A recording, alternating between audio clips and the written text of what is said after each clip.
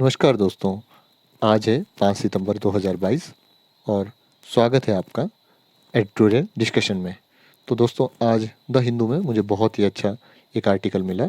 Coercion as conversion, sexual orientation and gender identities do not require medical intervention. आप GS paper 1 के social empowerment topic से इसको correlate कर सकते हो। दोस्तों, जैसे कि पॉलिटिकल साइंस के स्टूडेंट्स को पता ही होगा, कोर्जन देखो ना, रियलिज्म की जो थ्योरीज है उसके अंडर क्वर्जन का बहुत सी बार यूज़ होता है। क्वर्जन का मतलब होता है जब कोई शक्तिशाली राष्ट्र किसी दूसरे राष्ट्र को कोई अवैधानिक कार्य करने के लिए दंडित करता है तो उस प्रणाली को ना क्वर्जन कहते हैं।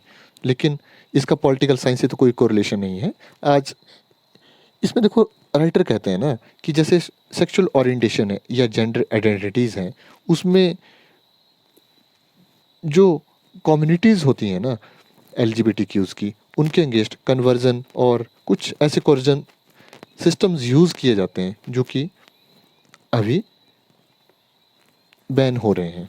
तो आइए नज़र डालते हैं। अभी हाल ही में क्या हुआ ना दोस्तों, नेशनल मेडिकल कमीशन एनएमसी ने जो है एक बहुत अभी एलजीबीटीक्यू आई कम्युनिटीज़ को डिस्क्रिमिनेशन से बचाने के लिए ना नेशनल मेडिकल कमीशन ने कुछ गाइडलाइन जारी की है, जिसके थ्रू जो स्टेट मेडिकल काउंसिल्स हैं उन सभी को एक लेटर इशू किया है और इसके तहत जो कन्वर्जन थेरेपी है उसको एक प्रोफेशनल मिसकंडक्ट डिक्लेयर किए गए हैं। तो आइए नज़र डालते हैं सबसे पहले LGBTQIA मेंबर्स कम्युनिटी के बारे में।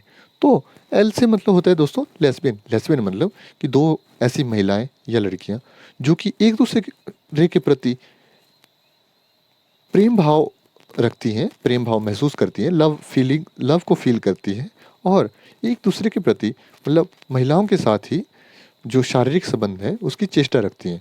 और उसके अलावा गे का मतलब होता है ऐसे पुरुष जो एक दूसरे के प्रति, पुरुष के ही प्रति प्रेम भाव रखते हैं, लव को फील करते हैं और पुरुषों के साथ ही मतलब शारीरिक संबंध की चेष्टा रखते हैं।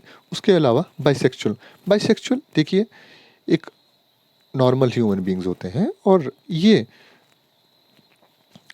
जैसे कोई पुरुष है तो वो पुरुष और स्त्री दोनों के साथ ही मतलब लव को फील करते हैं और स्त्री भी पुरुष और स्त्री दोनों के साथ लव को फील करते हैं और शारीरिक संबंध की चेष्टा रखते हैं। उसके बाद आता है ट्रांसजेंडर। ट्रांसजेंडर ऐसा होता है ना कि कई बार कोई लड़का है मान लो, तो उसको ऐसे लगता है बचपन से कि उसका जन्म तो देखो एक लड़के के शरीर में हो गया, पर वो लड़की की तरह ही रहना चाहता है। उसको लिपस्टिक लगाना या जो भी अदर जो मतलब एक्टिविटीज़ होती हैं गर्ल्स की, मेकअप करना या फिर मतलब लड़कियों की तरह ड्रेस करना, उसको लगता है कि वो लड़का रह के खुशी नहीं है, तो वो ज़्यादातर ना अपना जेंडर कन्वर्ट करवा देते हैं मेडिकल थेरेपीज़ के थ्रू या फिर लड़कियों की तरह ही ड्रेसअप रहते हैं। सेम लड़कियों के साथ भी होता है कि जो लड़कियों को ऐसे लगता है कि उनका जन्म तो एक लड़के के शरीर में हुआ है, लेकिन उनकी जो मन की जो चेष्टा है ना, वो हमेशा जो भी एक्शंस रहेंगे ना वो लड़कों की तरह ही रहेंगे।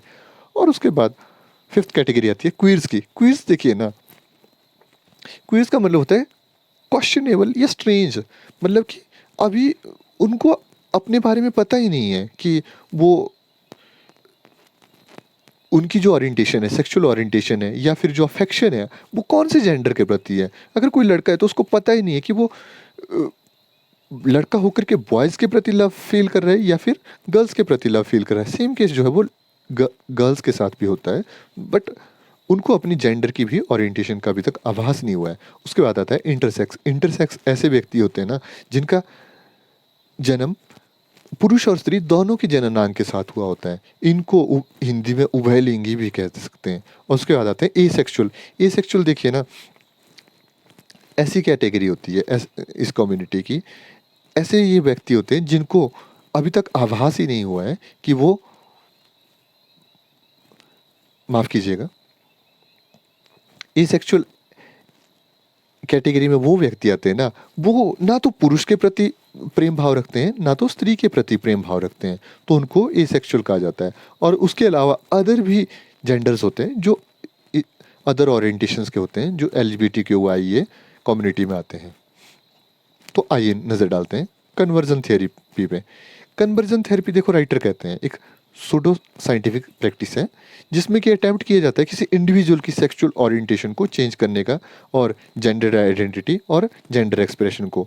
इसमें देखिए क्या क्या यूज़ होता है। इसमें रिपेरेटिव थेरेपी यूज़ होती है, मतलब कि फीलिंग्स को ना रिपेयर किया जाता है कि जैसे साइकेट्रिस्ट की हेल्प लेकर के, और या फिर साइकोसोमैटिक ड्रग्स, मतलब कि कुछ नींद की दवाइयाँ दे दी या नशे की गोलियाँ दे दी जिससे कि जो विक्टिम है ना उनके दिमाग को बहुत ज़्यादा प्रताड़ना की जाती है, या फिर इलेक्ट्रोशॉक थेरेपी दे दी, उनको बहुत ज़्यादा पागलों की तरह ट्रीट किया जाता है, या एक्सोसर एग्जॉर्सिज्म। एग्जॉर्सिज्म होता है मतलब कि जैसे भूत प्रेत भगाने की जो प्रैक्टिसेस होती हैं, उनको लगता है कि इसमें कोई किसी ने इसको जादू टोना तो नहीं खिला दिया है, तो वो सब ठीक करने का वो प्रयास करते हैं, जबकि ऐसा इसमें कुछ भी नहीं होता है। और नहीं तो कई बार देखिए वायलेंस होती है, मार पिटाई होती है, उनको बंद रखा जाता है, सालों साल कमरे में विक्टिम्स को बंद रखा जाता है। और इसके अलावा इस सब का जो परिणाम होता है, जो विक्टिम होता है ना उसको बहुत ज़्यादा trauma, depression, anxiety, drug use, और कई बार तो ना विक्टिम सुसाइड का भी प्रयास करते हैं।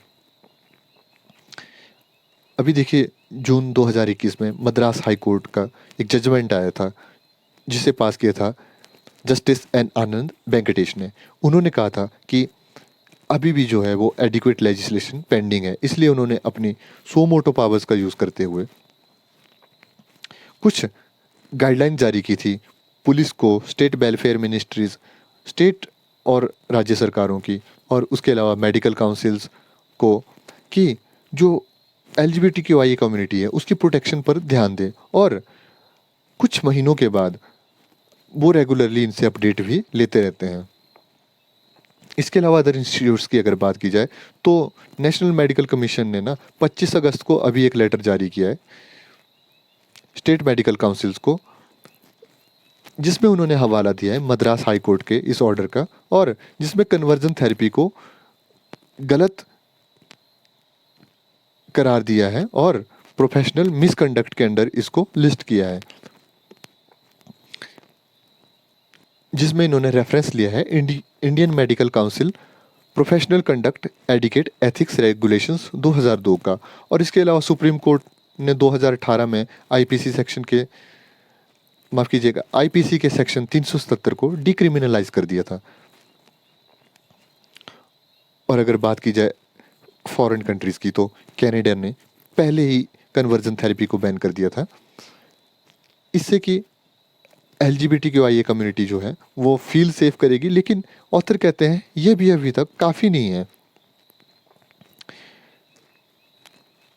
NMC के इस एक्शन के कुछ अच्छे प्रभाव देखने को मिलते हैं कि इसमें जो एक्यूज डॉक्टर्स, क्वैक्स, साइकेट्रिस्ट होंगे उनको पनिशमेंट का प्रावधान दिया है। क्वैक्स होते हैं जो नीम हकीम होते हैं ना, उन लोगों को क्वैक्स कहते हैं, या फिर कोई तांत्रिक हो गया।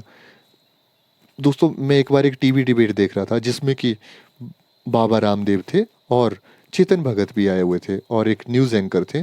तो उसमें बाबा रामदेव ने कहा था ना कि वो जो होमोसेक्सुअलिटी है इसको योग के माध्यम से ठीक कर सकते हैं। देखो जो कि बहुत ही एक दयनीय दशा और सोच को दर्शा रहा है कि जब हमारे समाज में इतनी बड़ी बड़ी सेलिब्रिटीज़ हैं, अगर वो ही लोग, इतने प्रभावशाली लोग इस तरह की सोच रखेंगे तो हम और आप जैसे आम लोगों के बारे में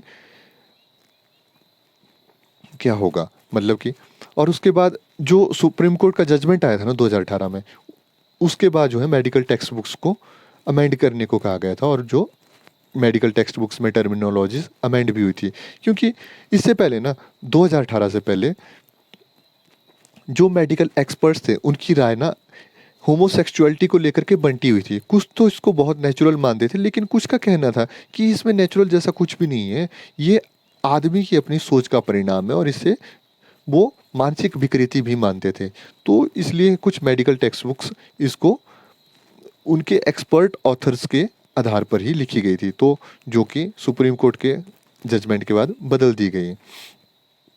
और इस पर ऑथर अपना पॉइंट ऑफ व्यू रखते हैं। देखिए बहुत ही अच्छा ये टॉपिक है, आप इसको अपने मेंस आंसर राइटिंग में भी मेंशन कर सकते हो कि जो चेंज जो है ना वो सोसाइटल लेवल पे होना चाहिए। बाकी लॉज तो जो है जो चेंज को कॉम्प्लीमेंट करेंगे।